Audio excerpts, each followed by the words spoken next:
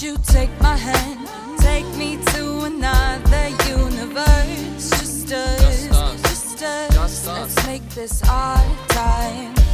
Won't you take my hand, take me to another universe? Just us, let's make this our time. Won't you take my hand, take me to... Hello everyone and welcome to our 7th episode of Soapbox Live. Thank you to everyone who's been supporting for the last 7 weeks. I hope you've been enjoying our acts and the performances and the Q&As. So we've got 3 performances today for you guys and 1 Q&A. I also want to do a little shout out to Yasmin NB, whose single just came out, I Do. It's on all platforms, so check it out, I Do by Yasmin NB. So our first act is another girl called Yasmin Nova, who has also just released her first album, and it's on all streaming platforms. It's called Head of Blue. So guys, check that out. So I'm just about to invite her. How are you? I'm good, how are you? I'm great, thank you. Is the sound okay? Because I'm still working out with it. Bit croaky. Tell us a little bit about yourself. Tell us a little bit about this album that's just come out. Right. I'm Yasmin. I'm 21 years old. I eat a lot of pancakes. This album that just came out, Head of Blue, it came out on the 1st of May, and it was recorded in my boyfriend's dead great aunt's bungalow in Eastbourne. So we did that over New Year's, and now it's out to listen to. Yeah. How exciting. Why is everything going wrong today? Head of Blue is out now, right? So guys, check it out. Spotify, Apple Music, YouTube. If you are not onto any other streaming platforms, YouTube is free. So you guys check it out and support our fellow Yasmin. Yeah, I wrote this during the lockdown. It's about being inside. Oh, how does it go? Cool.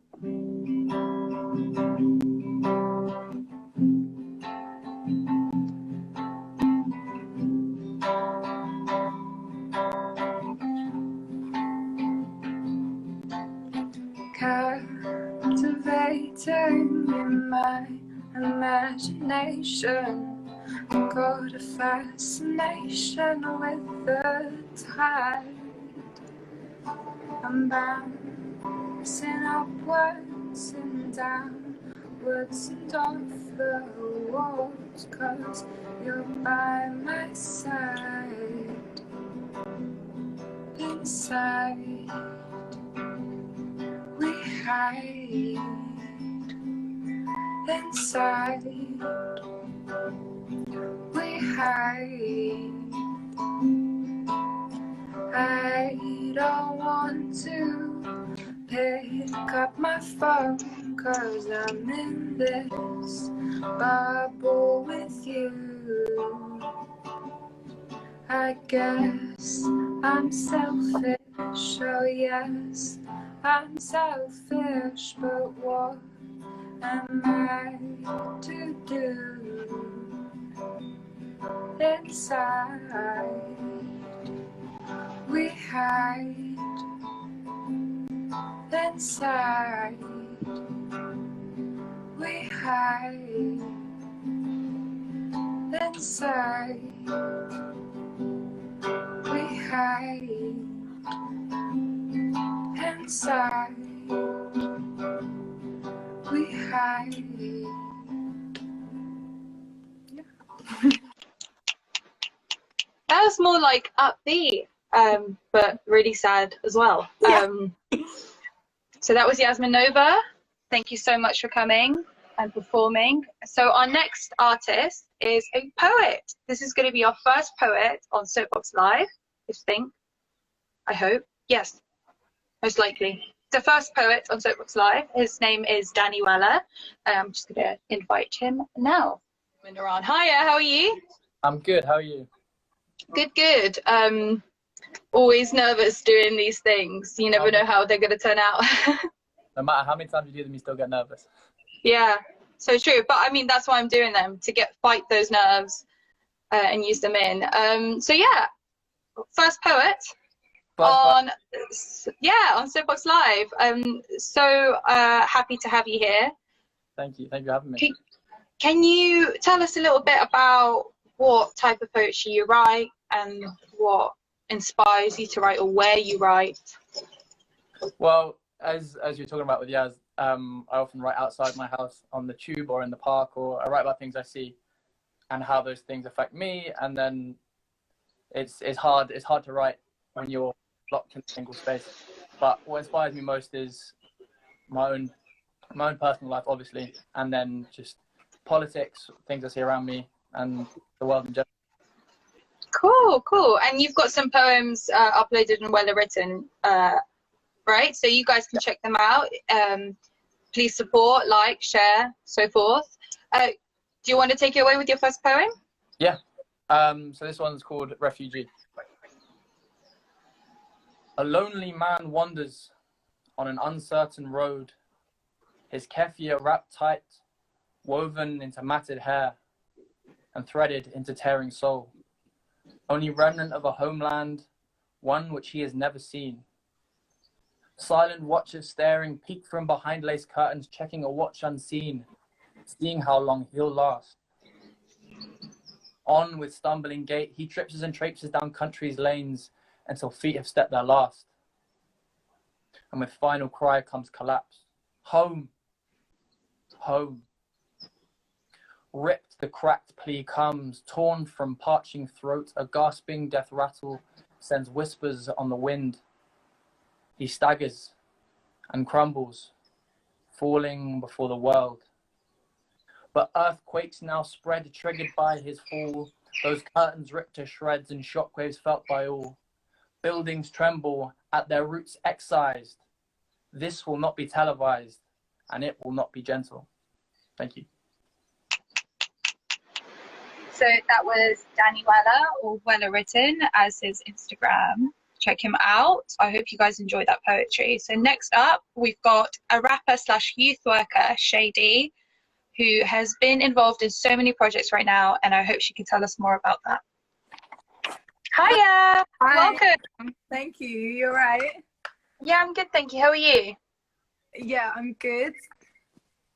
You look very glowy. Say that again. You're very glowy. You've been enjoying the sun? Oh yeah, definitely. I've been trying to make the most of it. So my phone's like plugged into the wall, so I'm like in a really awkward position because my battery was gonna die. That's all right, no worries. Your face is the key part of the live. Good. You're a rapper / youth worker. I've skimmed your Instagram page, and you are involved in so many different types of projects. And I heard through the grapevine that you're currently collaborating with Take Modern of the Tate. Yeah. We just started a project with the Tate with 2 other artists, Big Zoo and Awate, and we're kind of like exploring the archives and like what's in them and why no one knows about it and why the artists in there aren't like relevant to like our scene and stuff. And we're kind of reimagine the archive. So we had gone into a session and they took us into the library and we were able to look at all the like old school stuff and everything in there. But obviously the pandemic happened, so then the Tate closed. So we're having to do everything like online through Zoom, which is a bit awkward because the whole point of the archives is like you walk in and you kind of like dig around and see what you can find. So we're having to do it using like the online archives, which aren't as great. But yeah, it should be a really good project. It will be probably finalized in around September. So we're going to be really digging and exploring for a couple of months. That's so cool. So you're basically trying to you're looking into artists that haven't been known, in a sense, and you're trying to give them more of a voice. Is that, or I'm hearing it wrong? We're kind of it's very open at the moment. What we're trying to figure out is like if you're like a middle-aged man, you basically, God forbid that you pass away and all your family from their mansion or their stately home, they go and deliver all your paints, your notebooks, your artwork. They'll go and give it to the Tate. And then when someone wants to look up a contemporary artist or like oil paints or abstract stuff, they can go and see his work. But if there's like one guy on the estate and he's a sick MC and he's got lyric books and CDs and videos and like all his flyers from all the events he's done, etc., and he passes away, where does that stuff all go? And if someone wants to go and find this one guy from the estate, why isn't it in the Tate? Why is it always one type of person? So we're trying to open up the Tate's mind to what could be in there, and also how we would archive our stuff, because everyone who does poetry, like rap, like visual arts or whatever, any kind of art you're into, most of the stuff's online or in your phone or on your computer. Like, how does anyone else get to see it if anything happens to you? Yeah, that's so true. I never thought about that. That's actually, you're bringing up the past, but also you're thinking about what we need to change. How are we gonna make sure that the future knows what our present was? And that's such a cool project. And I never thought about it really either until they invited me to do the project. So I was first in there like, I would never come in here to look for anything. Like, why am I even in here? But the more I learned about it, the more interesting it got. So yeah, I'm like looking forward to it. So excited to check it out when it comes out. So cool. Tell us a little bit about your music, since you're a rapper as well. What do you want to know? What do you rap about? What kind of topics do you talk about? What inspires you? How you got into rapping? I rap about kind of like life, like in general, and all the sides of it. So like, I'll have tunes that are about, you know, police murdering innocent people. There's songs about how, like, you know, young people are dying every day and our community and how messed up it is. I'll have tunes about my upbringing, like coming from a single mom family. And then I'll have tunes about like enjoying rapping on stage. And I have tunes about women empowerment, like fun songs about like getting high up in a rave. Like, I kind of cover like all sides of like personality, but I always try to have some sort of hope and like element of like positivity like in my music. So whether you're listening to grime or hip hop, like whatever genre I'm touching, even if it's serious, I kind of want it to have some sort of uplifting energy. Like, so check her out if that's something that you're into, and I'm sure there's at least one topic that she raps about that you guys would be interested in. Speaking of women, the tunes are banging. Of course, women empowerment. Yeah. Who empowers you?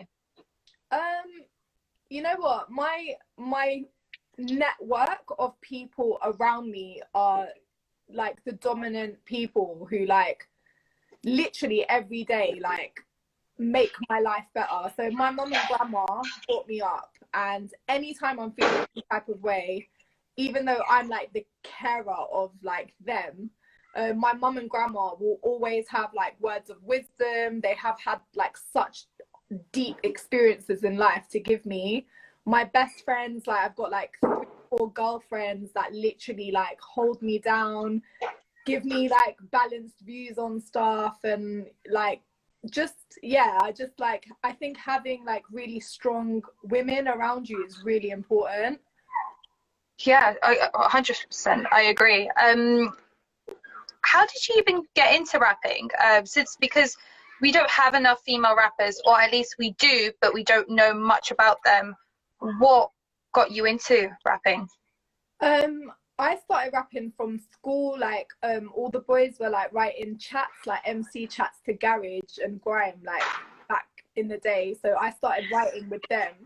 And then they were taking me to like pirate radio and sets and stuff, but I was like really shy, so I just like never admitted or wanted anyone to know that I rap. I had all these raps written in my books.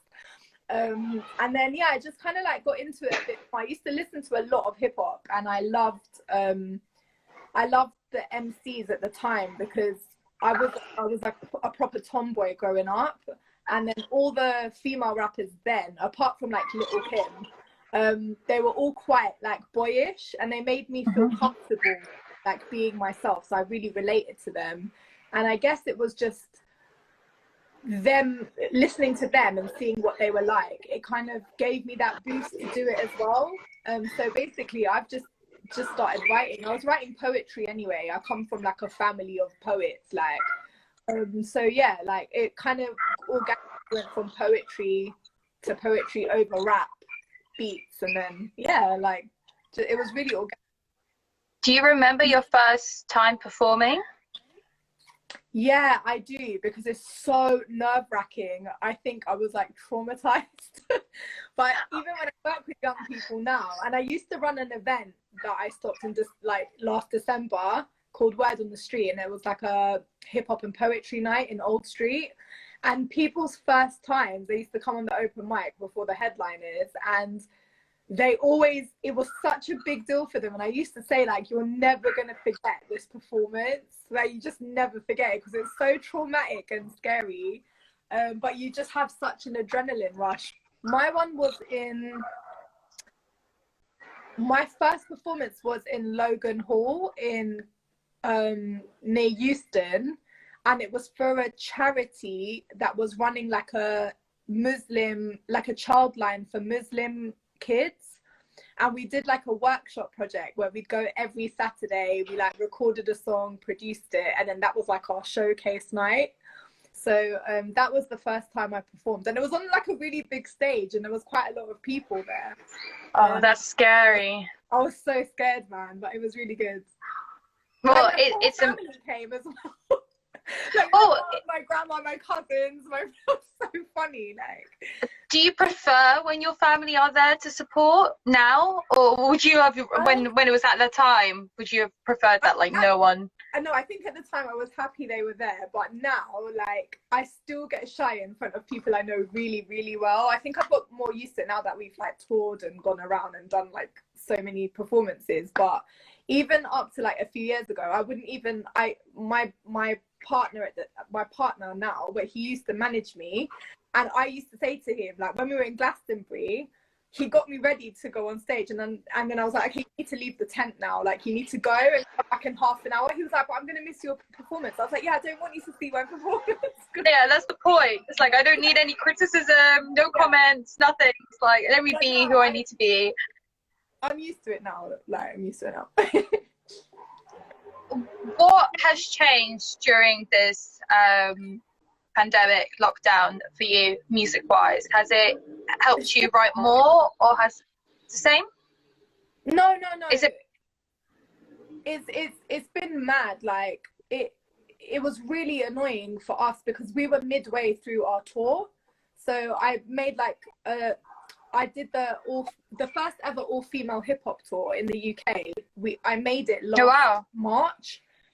We were on our second leg of it. So we had just done Folkestone, we just finished Manchester, and we were heading to Nottingham. And then we had our big London headline show, and between Manchester and Nottingham, everything got cancelled. So we literally dropped like 4 cities, and when we were stuck at home, and then I didn't have studio at home, so I couldn't tour, I couldn't perform, I couldn't do panel talks, I couldn't make music. And then I just ended up ordering a home studio, and it's like the best investment ever. It's the best thing I've done. I've made like 4 tracks at home now. My single's coming out on Friday. Oh, cool. What's it called? It's called Grind. And Grind. It's, featuring an MC from the Midlands called Coco. Sick, and it's produced by Z Dot. And I recorded mine at home, and then Coco recorded his at home and sent it to me. Like everyone's done it from home, but it's actually banging. It's such a tune. I'll definitely check it out. So Grind on all all streaming platforms, out on Friday, guys. Keep an ear and eye out. The reason why I don't know much is because I don't listen to hip hop, but I'm always open to getting to know more about it and hearing what people have to say. I really want to be able to. Reason that you don't listen to hip hop? I think it's because I've been surrounded by so many boys listening to it, and boys not listening to anything else. Maybe it's just the crowd that I chill with. I'm more, but the thing is, I'm a big like drum and bass fan, house fan, garage fan. So you've got plenty of MCs on that music. So that's like kind of like my pathway, and I always want to like turn hip hop into like a D&B track, combine that. I don't know. Maybe it's because I can't follow it quick enough. I think I'm a bit dumb for hip hop. If you listen to drum and bass, you'll definitely be able to listen to hip hop. It's like half the speed. Yeah, but I'm more of a raver, like just more listening to the beat more than the. And the thing is, I'm a lyricist myself, and so I should appreciate other people's lyrics, and I try to. But when I hear it for the first time, I have to like get the lyrics up. And for some hip hop, I am so sorry about the noise that's going on. All of a sudden, everyone wants to party. I usually get the lyrics up and I follow the song, and I'm like, oh, okay, I would have never got that if I didn't have the lyrics in front of me. So yeah, I'm gonna definitely try and like. I mean, I recommend in that sense, like listening to like melodic rap, so that you know you're driven by the beat. There's good melodies. There's a catchy hook, but then obviously that's a good like way to get into it. To listen to like when you want to chill out, to listen to some more chilled hip hop vibes. But yeah, for me, there's I don't know, like there's nothing for me that carries the energy and that unified like that face you make like this, like when you listen to like grime or hip hop. It's got this energy, and when females touch on that energy or deliver it on stage, there is some sort of spiritual, like, I don't know what it is. There's this magic that comes from women delivering over something that's, you know, for decades been so misogynistic and so aggy and violent and hard. And there's just something really powerful about when a woman delivers it and embodies that. So for me, it's been, I don't know, it's just always been in my life, like how the music. Well, now that the way that you talk about it is, now I'm like, yeah, I'm a hip hop fan. I want to be a hip hop fan. I want to be a female hip hop fan first. That's what I want to do. I want to encourage women to keep grinding and keep doing what they need to do, and have their female voice heard over exactly what you said, like such a misogynistic thing that has been. And changing the narrative. And it's funny because I've done so many shows where they haven't like been my own headline show that people know they're coming to see me, like, but I've been booked for other performances where so many women ended up coming up to me going, oh Shay, like I don't usually listen to rap or hip hop, but I really like your music. And I think it's because when you're, like you said, if you're around boys or listening to hip hop through the and I am saying listening through the eyes of a man, purposely not saying ears, because the perspective that guys listen to would never be what we would relate to. So when it's a female voice, they're going to touch on subjects that you would get. You get me? You would just generally connect with straight away. So that gives, on top of everything else, on top of the beat or whatever, it just gives the whole nother vibe to it. So one of my tunes is called Spit For Me, and then the chorus is She Never Liked Rap, I Got Her Into It. And it's something that, because it was just happening so much. So we always say, she never liked rap, I got her into it. She never liked rap, I got her into it. And it's like, everyone just goes a bit wild when it comes on. And I always get all the women on stage with me for a track that I've got called Suffragettes. And like, I've never performed it without about 20 women from the audience on stage with me. And like, it just gives it like another vibe. Like, you just can't do that with 20 guys. Well, I'm very inspired, and I'm definitely gonna hate my music. No, I don't hate. I want to be able to give myself more time to discover more music and give it, because I think that any genre is a piece of artwork. It's just to particular tastes. It's whether it's your taste or not. I can value anything. I just need to broaden my horizons a little bit. So thank you so much. I think it's a great way to end this Q&A. Women empowerment, check her out, Shay D.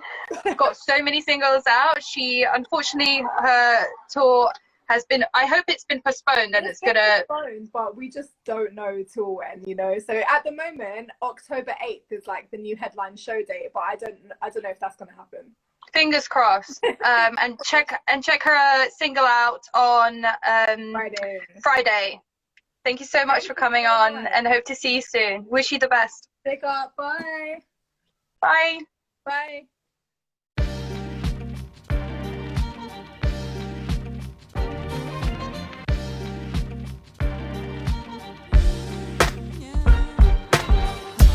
Won't you take my hand, take me to another universe? Just us. This is not a great start. Every time I do these things, I play music for some reason.